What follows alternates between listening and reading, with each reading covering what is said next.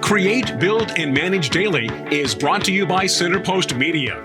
Let us help tell your story. Go to centerpostmedia.com for details. How are you planning to grow your business in the new year? And when should you have an exit plan? Zach Green is a financial planner and consultant with the Piedmont Group, and he joins me tonight via Zoom. Zach, welcome to the show. Thank you. Thank you for having me. Appreciate you having me on. Absolutely. No, we appreciate your time. You help your clients identify the value of their business. What goes into that process?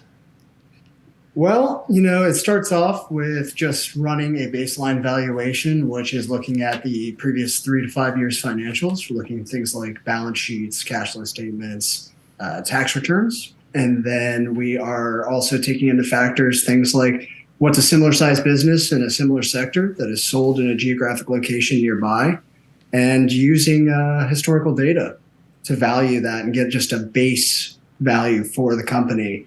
And then from there, it's mostly negotiations and figuring out how exactly you want to exit, which determines the asset value and realistically who's going to buy it. It's interesting, Zach, to hear you say about that comparison. Just what triggered in my mind was we do that when we sell our homes. There's always a comp in the neighborhood. I didn't realize that went into play with businesses as well. Very fascinating. So we do have a lot of business leaders that watch the show. So what are some practical ways business owners can grow and then in the end sell their business? Well, it really depends on the business. At the end of the day, it depends where they are currently in terms of their business. If they are, running full steam ahead and it's sort of a self-sufficient ship and the owners aren't really necessary, that's actually a great thing. If the business can survive without the ownership, then that is highly successful. I would say if you have lots of recurring revenue streams, that's also a big win for the business as well. And then also if you are sort of cornering the market, if there's a lot of barriers to entry that keeps people away and you're highly successful, well, then you're probably going to get a higher valuation as well. At the end of the day, it comes down to being smart about your cash flow, because cash flow is king. It's always about what comes in versus what goes out. That's so true. Zach, I'm wondering, there's a lot of entrepreneurs that they want to build a business in order to sell it. And then there are those legacy businesses where they'll tell you, well, we never want to sell it. What do you say to those businesses, the legacy ones that, and I'll just say it for you, that make the assumption that their kids want to take the business, which is not often the case? Yeah, you're really spot on there. Definitely a conversation that comes up a lot. And I would say it comes with just having the conversation. Communication is key. Getting all of the involved parties to have a seat at the table and negotiate whether or not they actually want to take the role. A lot of parents, and as they should believe, that they build something so beautiful for their family that's given them such success and a great lifestyle that their kids are going to want to take it. But if you don't have that conversation with your children, you never really know. That's true. I want to put your website up there for those who are watching on BizTV tonight. It is the PiedmontGroups.com. I want to make sure that you put that S in there. It is plural, the PiedmontGroups.com. You see it there on the screen. Zach, I'm curious, how has technology accelerated the exit planning? Well, in the last, I would say 3 to 4 years, really, technology has come a long way in terms of the various stages that go into an exit plan.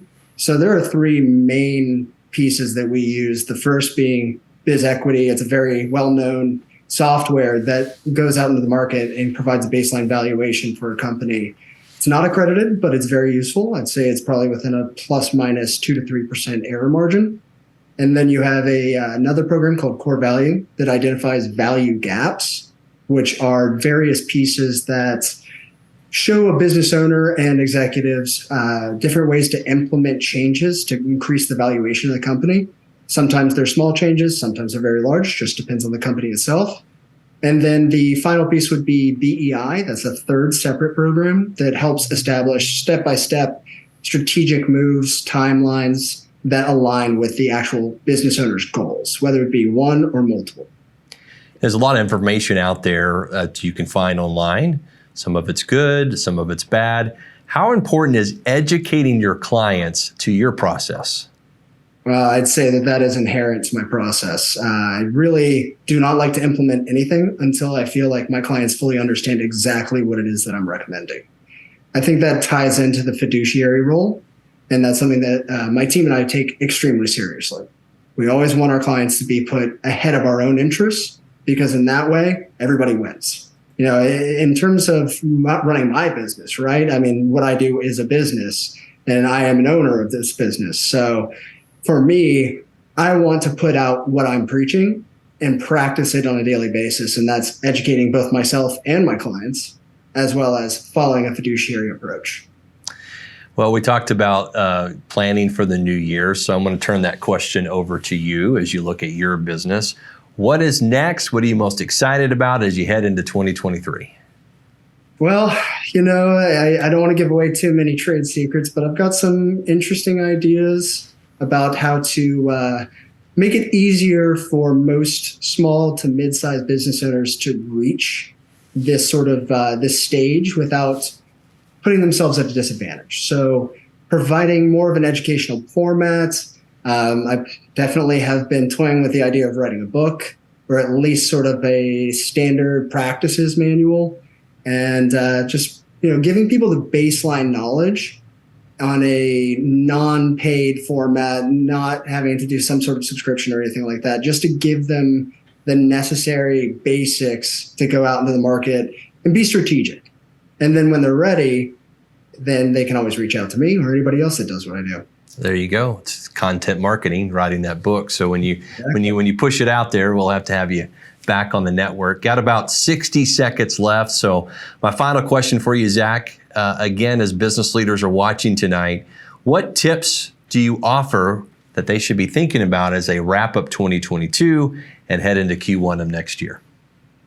Well, I would say if you were thinking about exiting, it's always smart to think about 5 to 7 years ahead of time.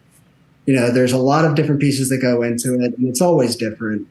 You can do it shorter, but it's always easier, I should say, to do it if you plan 5 to 7 years ahead of time. I would also add that, there's no correct answer. It's just important to weigh the risk versus reward side of things. So, if you're willing to really go out on a limb for the potential higher exit, that's fine. Just make sure that you consider the downsides that can go along with that. It's just like investing in the stock market.